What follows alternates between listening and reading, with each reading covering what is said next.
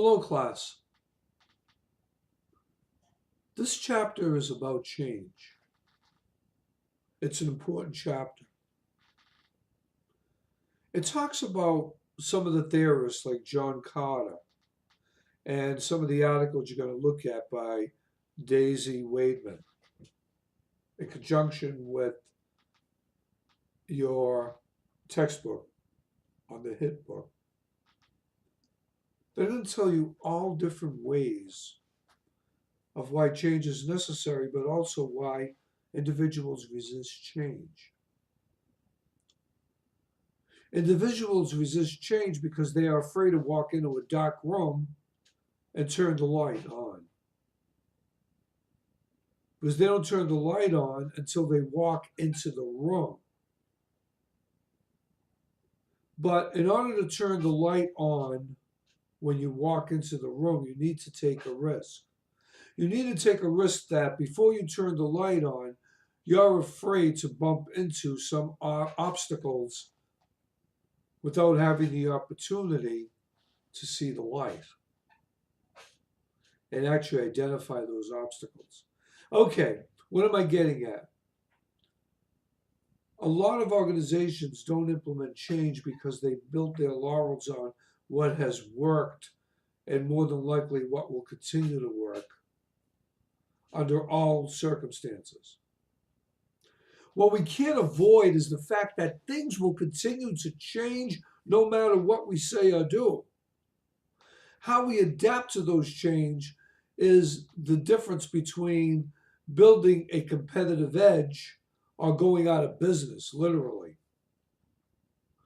Organizations are all about change, not just for the sake of change, but for the change that is needed to remain competitive and profitable.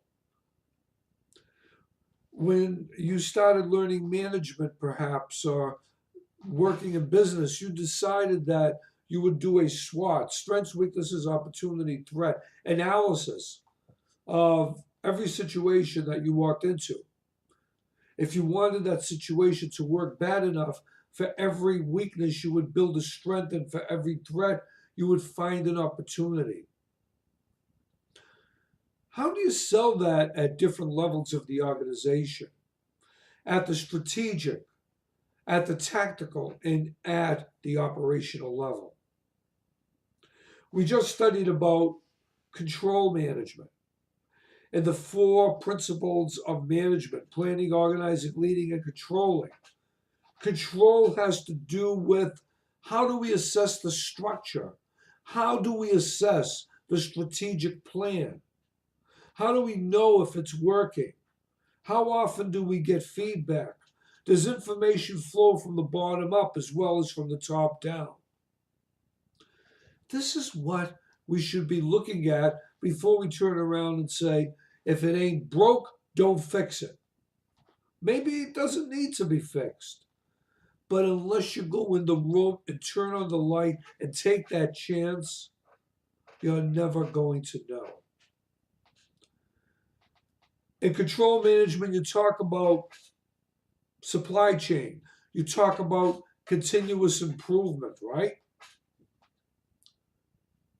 Well, how can you continually improve unless you adapt and accept change? I said that backwards. Accept and then adapt to needed changes. Can't. So, really take this chapter as one of the most important ones in this course, because change is all about success. Not for the sake of change, for the sake of understanding our internal and external environments and what is needed to make necessary changes in an organization to make it profitable and keep it competitive.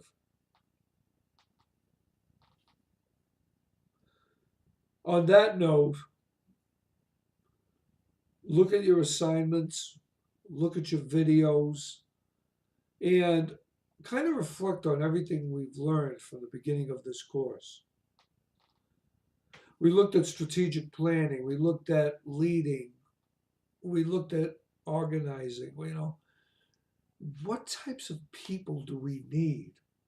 What type of staffing do we need to drive change forward? It isn't always at the strategic level. Many employees with many good ideas in middle management and even in operational management need to be heard. After all, we hire them for a reason.